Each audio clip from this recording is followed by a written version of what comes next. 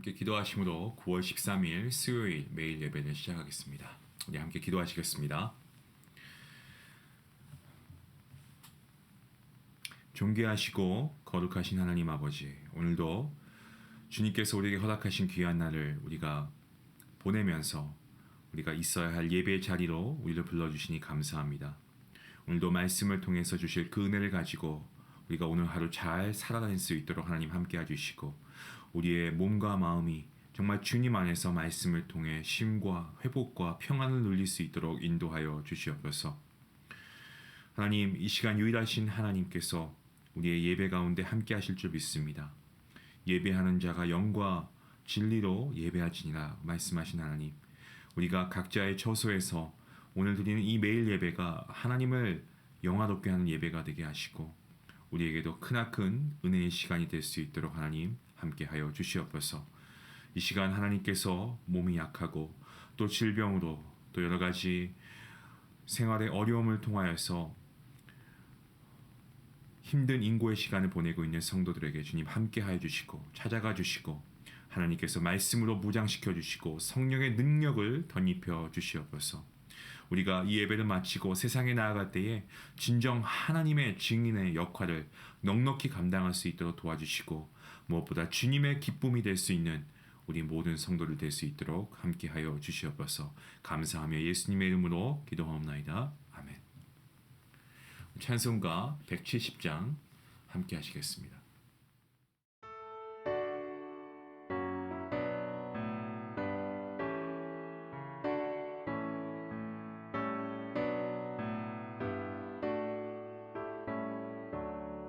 내 주님은 살아계셔 날 지켜주시니 그 큰 사랑 인하여서 나 자유 얻었네.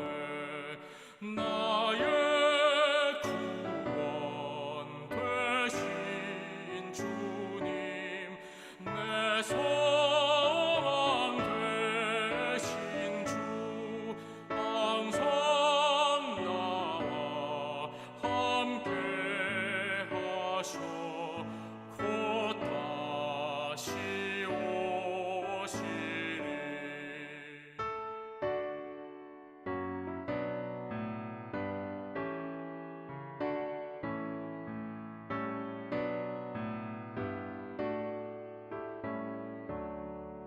나를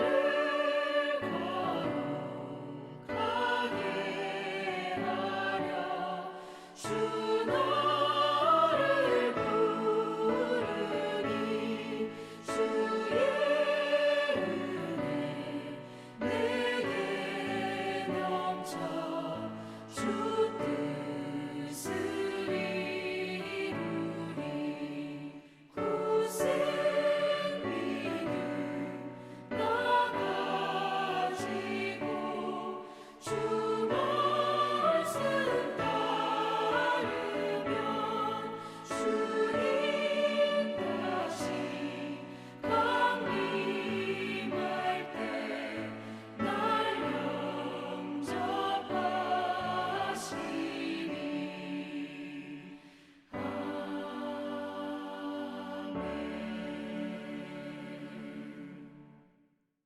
오늘 주시는 하나님 말씀입니다. 히브리서 7장 23절부터 28절 마지막 절까지 말씀인데요. 우리 함께 해왔던 것처럼 한 목소리로 함께 말씀을 읽도록 하겠습니다. 함께 봅니다. 제사장 된 그들의 수요가 많은 것은 죽음으로 말미암아 항상 잊지 못함이로되, 예수는 영원히 계심으로 그 제사장 직분도 갈리지 아니하느니라. 그러므로 자기를 힘입어 하나님께 나아가는 자들을 온전히 구원하실 수 있으니 이는 그가 항상 살아계셔서 그들을 위하여 간구하심이라.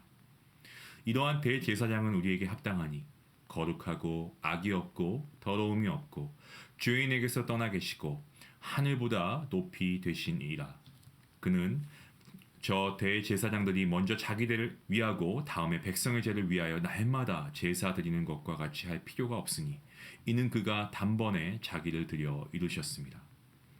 율법은 약점을 가진 사람들을 제사장으로 세웠거니와 율법 후에 하신 맹세의 말씀은 영원히 온전하게 되신 아들을 세우셨느니라. 아멘. 히브리서 기자는 제사장 된 그들의 수요가 많다는 것을 지적합니다. 수가 많다고 다 좋은 것 같은데 사실 그것은 아닙니다. 제사장의 수요가 많다는 것도 그 수가 많기 때문에 다 좋은 것은 아닙니다. 인간 제사장은 어떻습니까? 누구나가 다 어느 순간 삶을 마감해야 되죠. 모두가 다 죽습니다. 때문에 이 인간 제사장이 계속 죽어나갔기 때문에 제사장 직분이 이 사람에게서 또 저 사람에게 전달될 수밖에 없었고요. 그러한 과정에서 율법이 그러했던 것처럼 어떠한 실체는 사라지고 형식만 남게 되는 그러한 경우가 허다했습니다. 훌륭하게 제사장직을 감당한 사람이라고 할지라도 죽음이 닥치면 그 사역을 무조건 마무리해야만 했습니다. 제사장이라고 해도 이 세상에서 죽음의 지배하에 있었기 때문에 생겨난 병폐였죠. 이처럼 어느 순간 죽음을 맞이하기 때문에 항상 잊지 못한다라고 하는 이 사실은 이 사람을 규정하는 가장 큰 특징 중 하나입니다. 사람에게는 항상 있는 것, 다시 말씀드리면 영원히 있는 것은 아무것도 없습니다. 여러분 나 자신만 봐도 그러지 않습니까? 어제의 나는 오늘의 나와 다르고 또 내일의 나는 오늘의 나와 달라질 것입니다. 우리가 1년 전의 사진만 봐도 모습이 다르지 않습니까? 그저 우리가 매일매일 보면 잘 변하는 것을 모를 뿐이지 매일 매 순간 우리는 변합니다. 나의 외관도 조금씩 달라지는 것은 물론이고 나를 구성하고 있는 몸 안의 세포도 날마다 달라집니다. 그리고 나의 생각과 감정도 다 달라집니다. 우리의 마음은 어떻습니까? 우리가 사랑했던 것을 내일이 되면 증오하기도 합니다. 그런데 오늘 싫었던 것이 내일은 또 좋아지기도 합니다. 그래서 우리가 이런 말 하잖아요. 참 사람 보면 한결같다라고 하는데 사실 엄밀한 의미로 보면 한결같은 사람은 아무도 없습니다. 사람이라는 존재는 이 변화성을 전제하고 있죠. 그리고 그 변화의 결국은 죽음이라고 하는 것입니다. 죽음은 사람을 끝장내고 사람이 결코 하나님이 아님을 입증하고 있는 것입니다. 자, 하지만 우리 예수님은 어떤 분이십니까? 영원히 계시고 항상 살아계시는 분이십니다. 하나님은 모세에게 자신을 뭐라고 말씀하십니까? 스스로 있는 자라고 말씀하십니다. 영어 성경을 보면 I am who I am. 저는 이 표현이 참 원문에 가장 가까운 표현이다라고 생각합니다.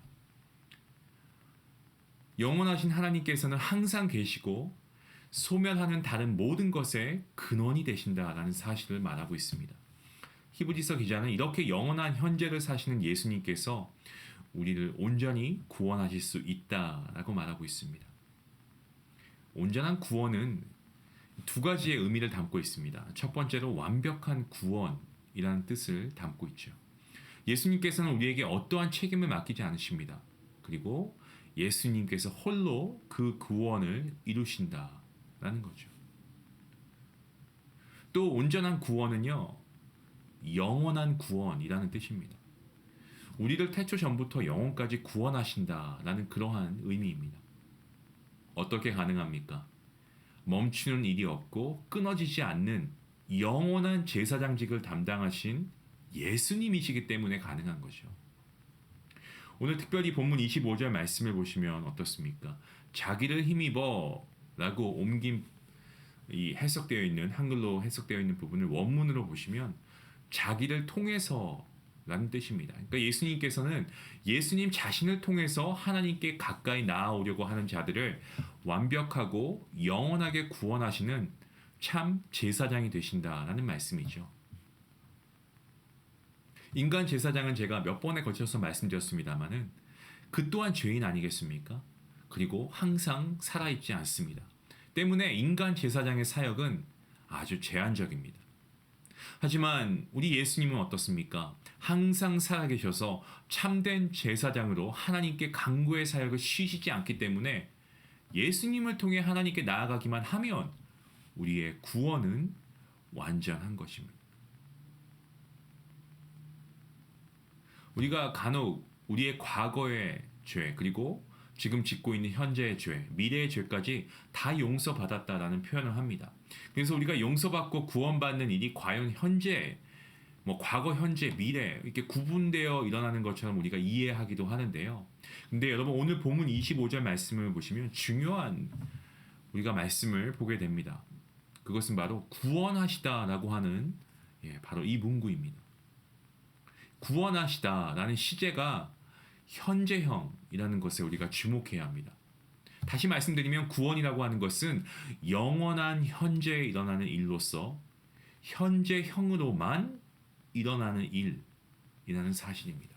따라서 구원이라고 하는 것은 칭의와 성화 그리고 영화를 모두 포괄하고 있는 개념으로서 영원한 현재형인 하나님의 구속 사업입니다.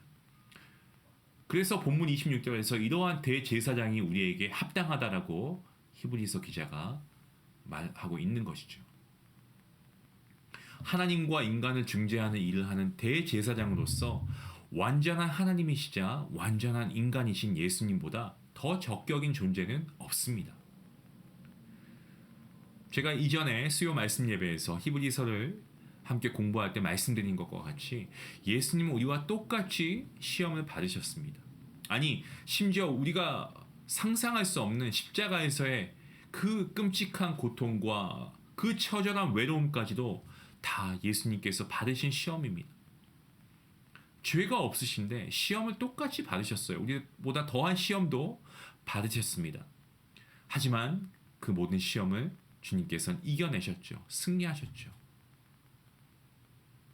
우리와 똑같이 우리보다 더한 시험을 받으셨지만 죄는 없으신데 우리의 연약함을 동정하시고 사랑을 베푸시고 하나님께도 인정받으신 분이 바로 우리 주님이십니다. 뿐만 아니고 우리 예수님께서는 거룩하고 악이 없고 더러움도 없고 죄인에게서 떠나 계시고 하늘보다 높으신 분이라고 히브리서 기자가 얘기하고 있습니다. 여러분 인간인 경우에 대제사장조차도 하나님 앞에 나아가기 전에 먼저 자기의 죄를 속해야만 제사를 드릴 수가 있었습니다. 그렇게 한 후에 백성의 죄를 위해 제사를 드릴 수 있었어요. 율법 아래에서 인간은 어쩔 수 없이 자신과 마찬가지로 부족하고 연약한 죄인인 이 제사장의 사역에 의지해야만 했습니다. 사람은 유한한 존재이기 때문에 약점을 가진 이들이 제사장이 될 수밖에 없었습니다. 하지만 이제 예수님께서는 영원히 온전하게 되신 아들이시자 참 대제사장이 되심으로 참된 제물로 참된 제사를 드리십니다. 예수님께서는 육신에 속한 계명을 따르시는 분이 아니시고 오직 불멸의 생명의 능력을 따라 되신 분이십니다. 율법은 사실 하나님을 바라보게 하고 생명을 주는 용도였습니다.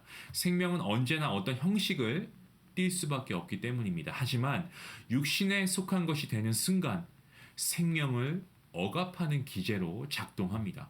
그래서 법은 생명을 위기에 몰아넣고 고난을 만들어냅니다. 하지만 참된 생명이신 예수님께서는 불멸의 생명의 능력으로 그 모든 죄악을 깨트리고 이기십니다.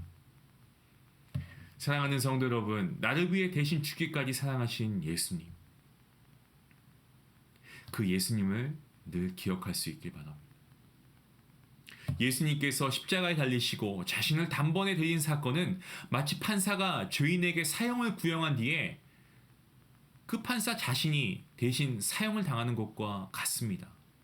거부할 수 없을 것만 같은 법과 규칙이 있지만 그것을 넘어서는 생명의 능력을 나타내신 우리 예수님이십니다. 이 말씀은 성전과 제사가 위기를 맞았던 그 당시, 그리고 성전과 제사 제도가 패한 그 이후의 시대를 살아간 그리스도인들에게 큰 위로가 되었을 것이라고 저는 확신합니다. 그리고 동일하게 오늘 저와 여러분에게도 이렇게 우리를 사랑하시는 예수님이 항상 함께 계시는 줄로 믿습니다. 이 예수님을 의지하고 신뢰하며 고난을 당하고 생명의 위기를 당하고 악인의 올무에 걸린다라고 할지라도 꿋꿋하게 하나님께서 비춰주시는 그 믿음의 길을 묵묵히 걸어갈 수 있는 저와 여러분이 될 수 있기를 소원합니다. 비록 그 길이 좁고 비록 그 길이 협소해도 주님께서 가신 고난의 길을 나 또한 기꺼이 걸어가겠습니다. 우리가 믿음으로 결단하고 걸어갈 때에 우리를 이끄시고 인도하시는 완전하신 주님께서 우리와 함께 동행하실 줄로 믿습니다. 이 믿음을 가지고 주님과 함께 동행할 수 있는 여러분 될 수 있기를 주님의 이름으로 축원합니다. 우리 함께 기도하시겠습니다. 하나님 감사합니다. 오늘도 말씀을 통하여서 우리가 큰 위로를 받고 용기를 얻습니다. 하나님, 우리에게 더 좋은 완전하신 구원자 예수님을 우리에게 허락하시니 감사합니다. 지금도 우리의 연약함과 우리의 부족함을 아시고 우리를 위해 중보하시며 간구하시는 그 주님의 사역으로 인하여서 우리를 온전한 구원으로 이끌어 주시니 감사합니다. 언제나 주님의 생명력을 주심으로 정말 우리가 육체에 머물려 하고 육신에 속한 법을 지키려고 하는 어떤 우리의 옛된 모습, 죄악된 습성과 어리석은 마음을 주님 승리할 수 있도록 우리를 붙잡아 주시옵소서.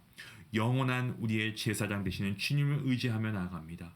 하나님, 오늘도 우리를 이끌어 주시고 구원하시다라는 이 말씀, 현재형이라는 것을 우리가 다시 한번 깊이 묵상하며 오늘도 우리를 구원으로 이끄시는 정말 그 주님을 의지하며 오늘도 우리가 거룩한 주님의 성도의 삶을 살아갈 수 있도록 하나님 우리를 붙잡아 주시옵소서. 감사하며 예수님의 이름으로 기도합니다. 아멘. 오늘 말씀을 생각하시면서 정말 우리가 예수님께서 불멸의 생명의 능력을 나타내셔서 어떤 우리가 가지고 있는 육신적인 생각과 습관을 정말 깨뜨려 주시옵소서. 우리가 이런 기도를 했으면 좋겠습니다.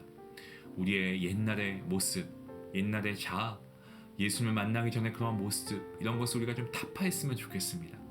주님의 이름으로 승리하시고 오늘도 여러분과 함께 동행하시는 그 주님을 의지함으로 주님의 길을 함께 걸어갈 수 있는 우리 성도인들 될 수 있길 바랍니다. 우리 같이 함께 기도하시겠습니다.